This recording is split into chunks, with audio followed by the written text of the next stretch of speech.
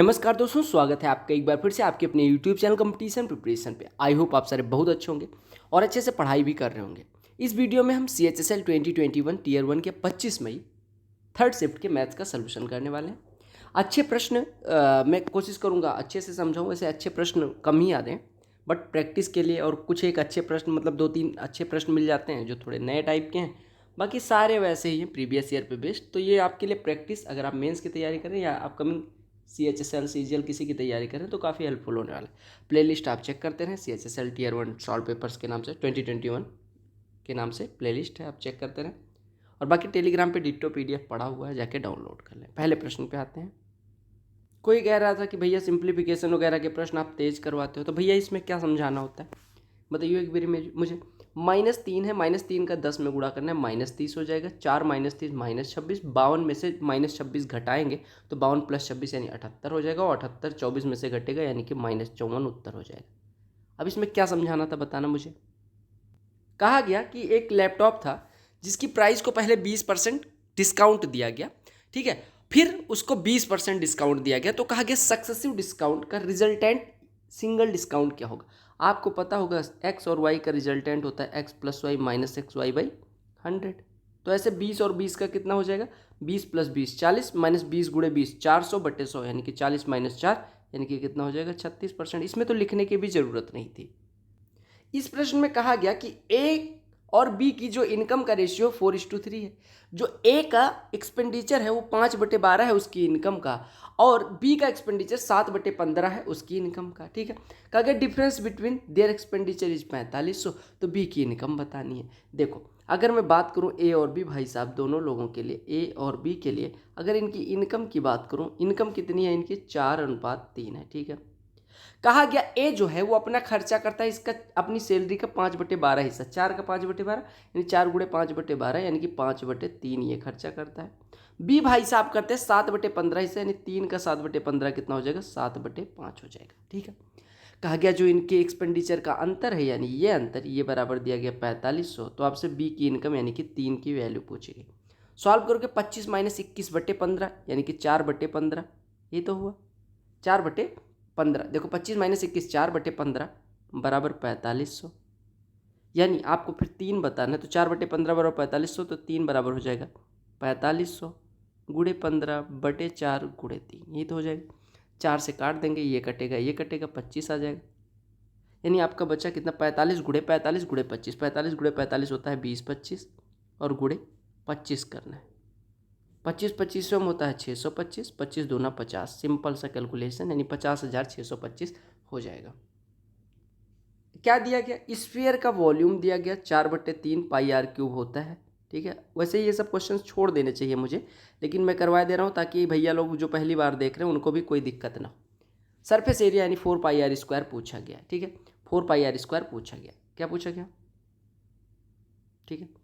यहाँ पे देखो कट पीट रहा हो तो काट पीट दो, पाई से पाई कट गया, 4 से कटेगा कितना हो जाएगा 72, 3 से 216 यानी r बराबर 6 हो गया। r बराबर 6 हो गया तो यहाँ पे पुट करोगे 6 36 चौको 144 पाई आपका सरफेस एरिया हो जाएगा। याद हो तो CGL 2021 में काफ़ी दबा के ये प्रश्न पूछे गए थे कि अपीयर्ड कैंडिडेट अलग अलग इंस्टीट्यूट से और उसमें से जो पास होते हैं उसका आंकड़ा आपको दिखाया गया है। कहा गया the question should be what is the average number of candidates to have passed per institution, यानी कि प्रत्येक इंस्टीट्यूट से पास होने वालों का एवरेज कितना है, एवरेज आपसे पूछा गया। देखो ए से पास हुए 12, बी से पास हुए 20, तो हो गया 32, 8 40, 26 66, 8 74, 10 84, 84 5 में 84,005 में पास हुए हैं, 8400 में पास हुए हैं, तो एवरेज कितना हो जाएगा 8400/5 यानी कि ये हो जाएगा 1680। आपने कहा आपने 100 कैसे लगाया, यहाँ पे देखो लिखा हुआ है इन हंड्रेड्स, यानी ये जो डेटा दिया गया 1800 है ऐसे करके, ठीक है। ए की सबसे छोटी पॉजिटिव वैल्यू क्या होगी जिसके लिए ये संख्या 9 से कट जाए। अभी संख्या को देखो, संख्या को देखते ही आपको समझ में आ गया 3 4 7 2 9, 9 कट गया, 9 ये वाला कट गया, 7 5 12 2 14 8 22 7 29, 29 में से 27 भी 9 से कट जाएगा, यानी बचेगा 2 + a। अब बताओ ए की सबसे छोटी वैल्यू बताओ जो रखें तो 2 + a 9 से कट जाए। आप कह रहे हैं कि ऐसा क्यों कर रहे हो, मैंने कहा सम ऑफ डिजिट्स जब 9 से कटेगा तभी ये संख्या 9 से कटेगी, तो ए की वैल्यू क्या रख सकते हो 7। बड़ी गंभीर समस्या है, ऐसा प्रश्न है। अब आपको दिमाग में तो तोते उड़ गए होंगे दिमाग के, नहीं कोई दिक्कत नहीं है। 1 + 10 10 × 1 + 10 35 की वैल्यू पूछ चुकी है। देखो अगर हम इसको लिखें तो ये लिख सकते हैं 1 + 10 10 को क्या लिख सकते हैं भैया, 10 10 को क्या लिख सकते हैं 10 45 - 35 लिख सकते हैं। इसको सॉल्व करो तो 1 + 10 a माइनस भी होता है, 10 a - 10 भी, यानी 1 - 10 35 डिवाइडेड बाई 1 + 10 a × 10 भी, यानी कि 10 45 × 10 35, तो 10 35 हो जाएगा। ठीक है, ये हो गया 1 प्लस है। ठीक है, हाँ अब ये हो गया आपका,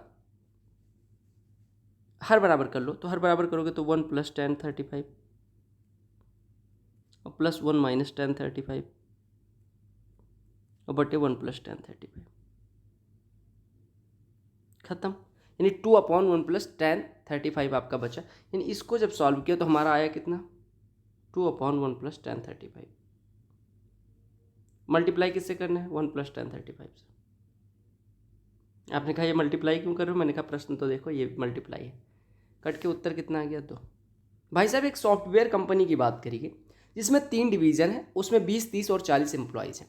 कहा कि working percentage of this during a weekend work 20%, 30% and 40%, then the working percentage of entire company during the weekend. देखो पहले में 20 थे, दूसरे में 30 थे, तीसरे में 40, यानी टोटल कितने हो गए 90 लोग हैं। ठीक है, इसका 20% काम कर रहा है, इसका 30% काम कर रहा है और इसका 40% काम कर रहा है, यानी टोटल काम कितने कर रहे हैं 29 लोग। कहा गया परसेंटेज में जो काम कर रहे हैं, यानी 90 में से 29 काम कर रहे हैं, यानी परसेंटेज कितना हो जाएगा 29/9, यानी 290/9, 9 तियाँ 27 हो जाएगा, 27 2 20, 9 दूनी 18, यानी 32% के अराउंड, 32% के अराउंड आपका क्या हो गया 32% का क्या हो गया वर्किंग परसेंटेज ओवरऑल। कहा गया एक शॉपकीपर जो है वो 25% डिस्काउंट ऑफर करता है सभी टेबल लैंप पे, वो फिर 8% का डिस्काउंट ऑफर करता है रिड्यूस्ड प्राइस पे।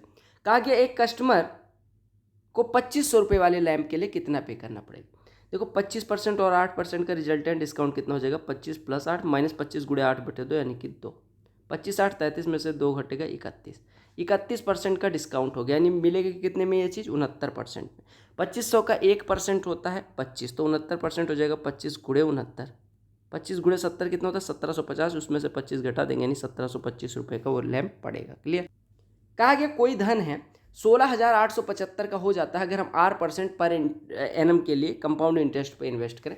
2 साल में अगर 19,683 हो जाता है। ठीक है, अच्छा नहीं सॉरी, कहा गया 16,875 का धन 8% पे अगर इन्वेस्ट किया जाए तो कंपाउंड इंटरेस्ट लगे तो 2 साल में इतना हो जाता है। तो आपको बताना है आर की वैल्यू क्या होगी। देखो हमारा धन कितना हो गया भैया 19,683, कितना था शुरुआत में 16,875, निकालो सॉल्व करो इसको। देखो कट पिट रहा है किसी से, तो देखो ऊपर 3 8 11 6 17 9 26 1 27 और नीचे देखो 7 8 15 7 22 5 27, 3 से कट रहा है, 3 × 5 = 15, 5625 हो गया।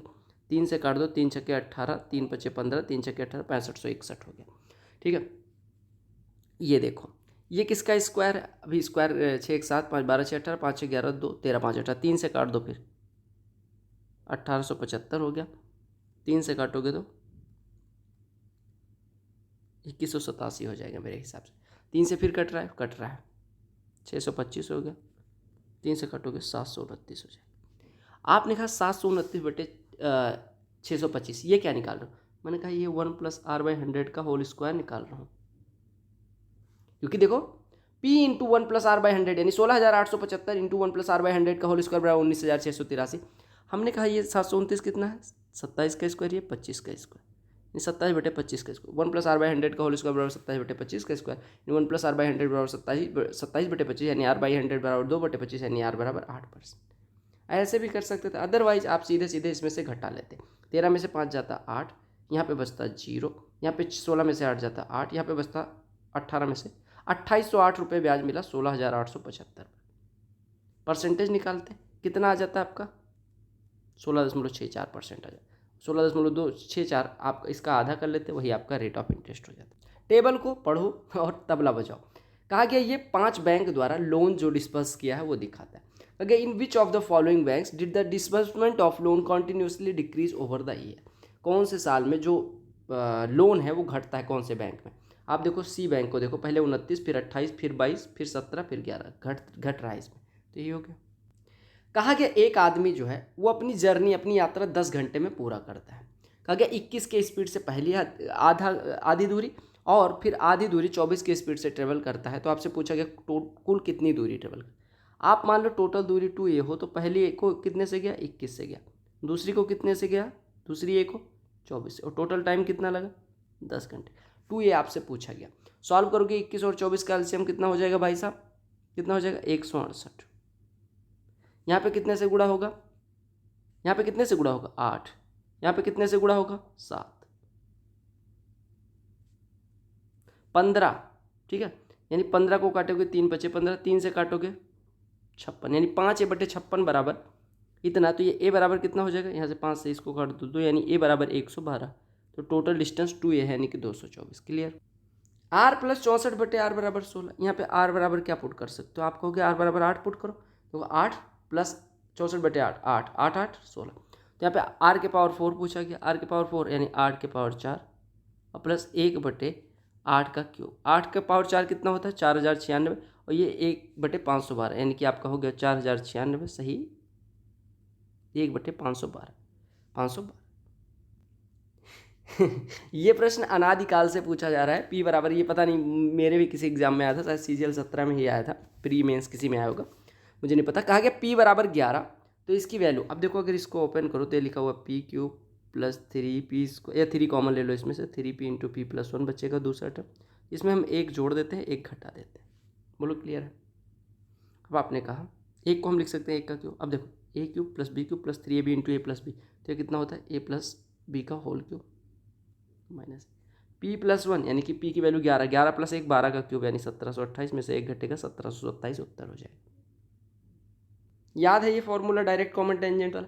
कहा गया radii of 2 circles 4 centimetre and 7 centimetre, distance between their circles is, there centres is 12 centimetre, find the length of direct common tangent. Direct common tangent समझ रहे हो, यानी ये दोनों सर्कल है भैया, ठीक है, इनकी डायरेक्ट कॉमन टेंजेंट की लंबाई बतानी है, ठीक है, डायरेक्ट कॉमन टेंजेंट की लंबाई बतानी है। आपको पता होगा कि अगर इनके सेंटर्स के बीच की दूरी d हो, इसकी रेडियस स्मॉल r हो, इसकी रेडियस कैपिटल R हो, तो इनकी डायरेक्ट कॉमन टेंजेंट यानी कि सीधी स्पर्श रेखा की लंबाई होती है d² - r1 - r2 का होल स्क्वायर। d क्या है, इनके सेंटर्स के बीच की डिस्टेंस, d कितना दिया गया, 12 square 144, minus r1 - r2, r minus मतलब 7 - 4 3 का स्क्वायर 9, ये कितना हो जाएगा, 135। 135 को लिख सकते हैं 15 × 9, 9 का वर्गमूल हो जाएगा 3, और अंदर 15 बचेगा। कुछ लोग कहते हैं हो हल्ला मचाने से 25 मिनट में पता नहीं कैसे पेपर नहीं होता, पता नहीं, मतलब कई बार मैं सोचता हूँ कि ऐसे जैसे अब पेपर आ रहा है, या SSC का जो भी पेपर होता है उसमें इतना भी डरने की ज़रूरत नहीं होती। क्योंकि एक आदमी 4% लॉस पे बेचता है कॉस्ट प्राइस पे, but he gives 20 gram instead of 40 gram, what is his profit percentage. यानी कि मान लो कि वो आदमी खरीदता है 100 रुपये का, कितना ग्राम, 100 रुपये का खरीदता है, वो 40 ग्राम मान लो, यानी 1 ग्राम का उसका पड़ा कितने का, 2.5 रुपये का। वो भाई साहब क्या करते हैं कि कहते हैं मैं 96 रुपये में, मतलब 4% लॉस पे बेच रहा हूँ, लेकिन वो 96 रुपये में 40 ग्राम ना बेच के 20 ग्राम बेचते हैं, यानी 1 ग्राम वो बेच कितने का रहे हैं, 4.8, यानी 2.5 का खरीद रहे हैं, 4.8 का बेच रहे हैं, यानी कि फ़ायदा कितने का कमा रहे हैं, 2.3 का, कितने पे, 2.5 पे। तो प्रॉफिट परसेंटेज कितना हो जाएगा, 2.3 बटे 2.5 × 100, ये कटेगा 40, 23 चौको 92। क्लियर। वही DI वाला प्रश्न है। कहा गया कि एक क्रिकेट प्लेयर है जो अलग अलग कंट्री में रन बनाता है, 18 में, मतलब 18, 19, 20, 21 में ABCD में जो अलग अलग रन बनाता है। Okay, in which country did the player score the maximum number of runs in aggregate during these 4 years taken together? कौन सी कंट्री में सबसे ज़्यादा रन बनाता है? अगर हम यहाँ जोड़ें 3 2 5 2 7 5 12 और 1 13 132, यहाँ पे अगर हम जोड़ें तो 4 3 7 3 10 2 12 और 13 और 141 रन यहाँ बनाता है। यहाँ जोड़ोगे 50 40 90 45 135 8 143 173 रन यहाँ बनाता है। अगर यहाँ जोड़ोगे तो 50 50 162 और 38 कितना हो जाएगा, 200 रन यहाँ बनाता है। सबसे ज़्यादा रन कहाँ पे बना रहा है, यहाँ पे।